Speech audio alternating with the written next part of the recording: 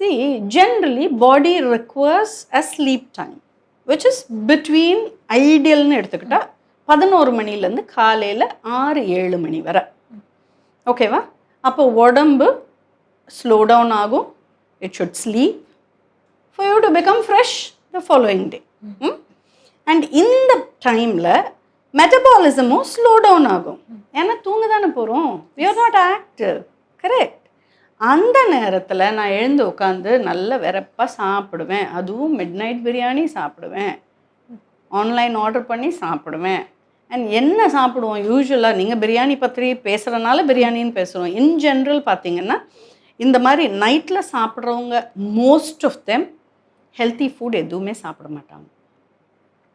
Unhealthy, high calorie, you know what is very tasty, maybe something fried, அந்த மாதிரி items தான் crave பண்ணுவாங்க. இல்லை it could be some sweets. That's also high fat, high carbs. So இந்த மாதிரி items தான் people prefer to eat. It could be habituate ஆகிடுவாங்க, இல்லை ஒரு loneliness, ஒரு boredom, அதை ஓவர் கம் பண்ணுறதுக்கும் they prefer all this.